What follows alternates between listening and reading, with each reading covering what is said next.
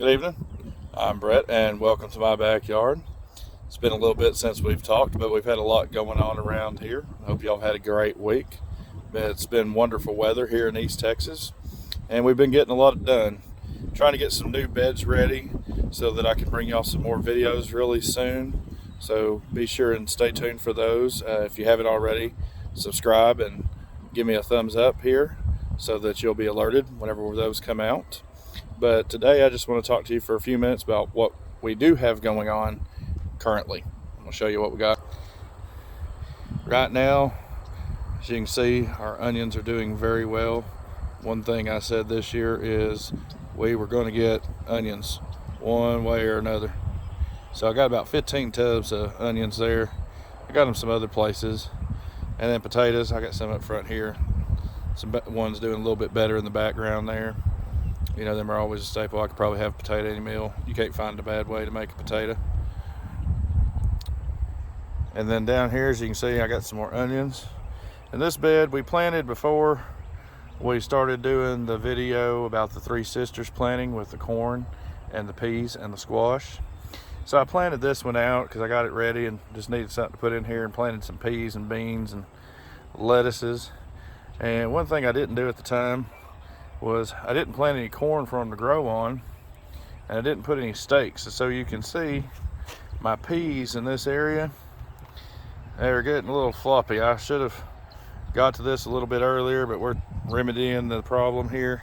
You can see I just got a couple little stakes, some garden twine. You can get these at one of the dollar stores, really cheap.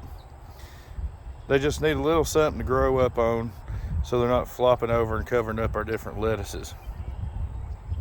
You probably noticed here in the background, got a crawdad. I guess he wants an onion also. That's all right, he can have one. We got plenty more to go. I did do some weeding, but been trying to work on that a little bit. Luckily, I haven't had to do too much. The lettuces and stuff are growing. We planted a lot thicker than you typically would, but the reason is that we wanted to ensure we get a good harvest of it here.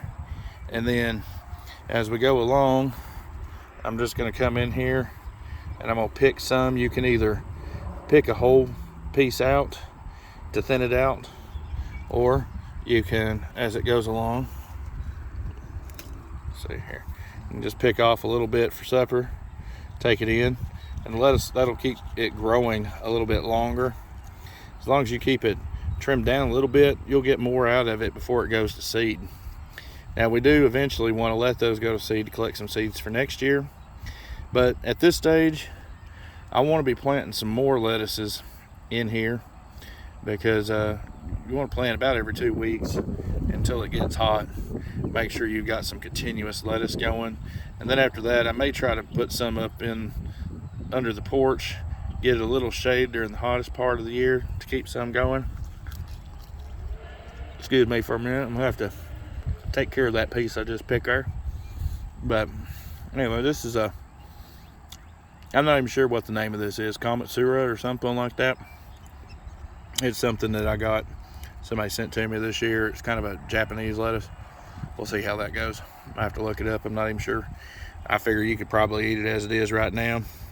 I don't know if it's supposed to make a head. It looks more like a leaf lettuce to me, but we'll see how that goes. And you can also see that I got some of my lettuces crossed. You see some of them up inside here when I was watering. That's okay. If that happens, you can just pick them out if you want to. I'll let them grow together. They seem to be doing pretty good. Got a few more over here. Got a red one. Got some pole beans. And this is my board here I used to get picked that. We can see this area is a little more weedy than the others. These beans tend to grow pretty good on their own. They don't need much staking. You can give them some staking like the peas, but they'll typically do just fine. But the main thing I wanted to talk to y'all today about, let me have a seat here, it's been a long afternoon, was planting.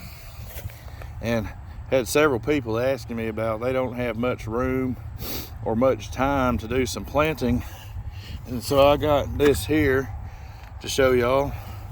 You may recognize this as a 5-gallon bucket. You probably have some of these laying around out in your garage, rolling around the yard, or you can get them really cheap down at any hardware store.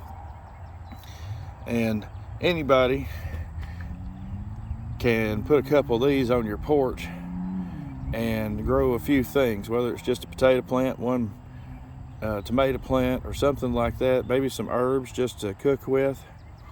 Anybody can plant one bucket and put it on their porch, and it helps tremendously. It saves on money, fresher ingredients, doesn't have, you know what chemicals are in it or not. And that right there is just the size that you can grow almost any vegetable in your garden. Most don't even require one this size. Like your peppers, usually 3 gallons is big enough.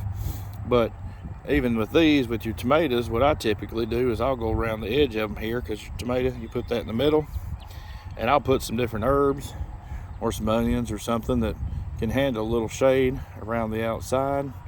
Get more bang for your buck out of each bucket. Bang for your bucket. I coined that just now. All right. Hope y'all enjoyed that quick tour. Hoping to bring y'all some new videos real soon. If y'all have any comments, please leave them below. I'll catch y'all next time.